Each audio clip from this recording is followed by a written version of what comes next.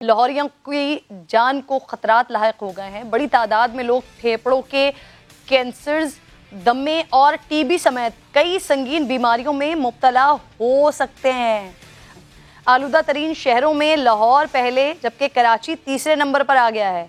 लाहौर की फ़ज़ाई आलूदगी ने ख़तरे की घंटी बजा दी है, जहां कुछ इलाकों में एयर क्वालिटी इंडेक्स 500 से भी बढ़ गया है।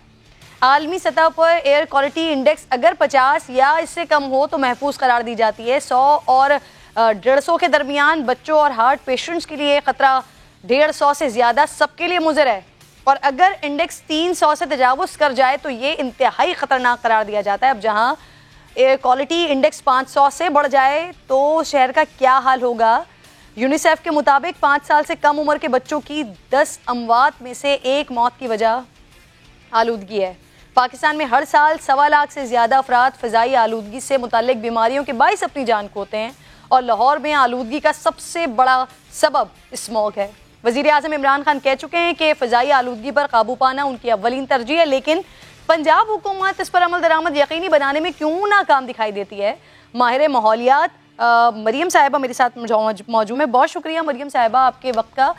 सबसे पहले तो ये जो आलूदगी बढ़ रही है और लाहौर पहले नंबर पर आ रहा है, लाहौरियों के लिए खतरात लायक हो सकते हैं, तो कई साल से सर फहरिस्त है एयर क्वालिटी इंडेक्स खतरनाक हद तक पहुंचा है, तो कौन कौन से फैक्टर्स असरअंदाज हो रहे हैं? इसमें मेजर कंट्रीब्यूटर जो होते हैं आपका स्मॉग का जो सबब बनते हैं, और आपने बिल्कुल दुरुस्त फरमाया कि ये कोई पहली दफा नहीं है, बहुत सालों से ऐसा ही चला आ रहा है। वो सबसे पहले तो आपकी रोड ट्रांसपोर्टेशन है, जितनी ज्यादा गाड़ियां आपकी सड़कों के ऊपर होती हैं, बाइक्स होती हैं, क्योंकि उनकी फ्यूल की क्वालिटी और इंजन की क्वालिटी ठीक नहीं होती, तो वो एमिशंस आपकी हवा में जाती हैं। फिर सेकंड नंबर पे आपकी सनतें आती हैं जो बहुत ज्यादा कंट्रीब्यूट कर रही होती हैं, और सनतों में भी हर तरह की सनतें होती हैं जो फिजाई अखराज करती हैं, और खासतौर पे इसमें जो स्टोन क्रशिंग यूनिट्स, जो पत्थर काटने वाले यूनिट्स होते हैं वो, और इसी से मुतल्लिक़ जिस तरह की इंडस्ट्रीज होती हैं वो कंट्रीब्यूट कर रही होती हैं। और इसके अलावा जो बहुत कम जिसके बारे में आपको रिपोर्ट्स में देखने को मिलता है, जो रिसर्च रिपोर्ट्स हैं जिसके बारे में बात की जाती है, वो कूड़ा जलाना का है। पाकिस्तान में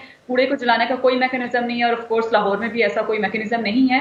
तो कूड़ा जलाने से भी जो एमिशंस आपकी कंट्रीब्यूट होती हैं, इसमें शॉपर होते हैं, आपके घर का वेस्ट होता है, हर तरह का वेस्ट, इंडस्ट्रियल वेस्ट भी हमारे यहाँ तो ऐसे ही खुले में फेंक दिया जाता है खेतों में, और हर जगह वो जा रहा होता है। तो ये सारे कंट्रीब्यूटिंग फैक्टर, और उसके बाद फिर आपका एग्रीकल्चर सेक्टर आता है, जिसमें हर साल किसानों के बारे में जिक्र किया जाता है। स्टबल बर्निंग, जो अब फुजला वो बाकी रह जाता है फसलों की काश्त के बाद, तो उसको जला देते हैं, और उसके बाद जो है वो आपकी ब्रिक किल्न्स आती हैं। लेकिन ये किसान और ब्रिक किल्न बिल्कुल सबसे आखिर में आते हैं, लेकिन चूंकि वबेला बहुत मचता है और ज्यादा एक्शन इन्हीं के अगेंस्ट है, जो कि मेजर कंट्रीब्यूटर आपके नहीं होते हैं। फॉर द टाइम बीइंग तो होते हैं, लेकिन ओवरऑल आपके मेजर कंट्रीब्यूटर नहीं होते हैं। तो ये आपके जो फैक्टर्स हैं। और इसके अलावा आप देखेंगे कि ये इशू शहरों में ही रहता है, और उसकी वजह यही होती है कि शहरों में आबादियां ज्यादा होती हैं, ज्यादा शहर आबाद हो रहे हैं, क्योंकि वहां पर सहूलतें, सेहत की सहूलतें कहने को ज्यादा होती हैं के मुकाबले में, तरह की तो लोग ज्यादा मूव करते हैं उस तरफ, तो उसकी कोई प्लानिंग नहीं है, अर्बन प्लानिंग, जिसकी वजह से ये इश्यूज इमर्ज होते हैं। मरियम, एक जानिब हुकूमत क्लीन एंड ग्रीन और बिलियन ट्री जैसी मुहिम चला रही है, दूसरी तरफ आलूदगी कम होने के बजाय मुसलसल बढ़ रही है। नतीजा उलट क्यों निकल रहा है, इसका क्या रीजन है?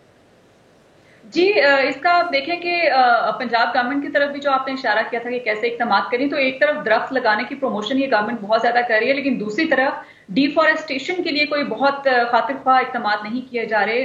खासतौर पर जो डिफरेंट माफिया आपका दरख्त काट देता होता है, एक तो ये होता है, लेकिन दूसरा ये है कि जो फ्यूल की रिक्वायरमेंट्स कुछ लोगों की होती हैं, जैसे आप देखें कि अब वज़ीर आज़म साहब ने अनाउंस कर दिया है कि गैस की लोड शेडिंग का सामना हो सकता है, गैस की कमी सर्दियों में होगी, तो लोग किसकी तरफ जाएंगे? ऑल्टरनेट फ्यूल की तरफ जाएंगे। तो वो लकड़ी है, वही जला के लोग पकाएंगे, तो एक लकड़ी जलाने से भी एमिशंस आपकी कंट्रीब्यूट करती हैं।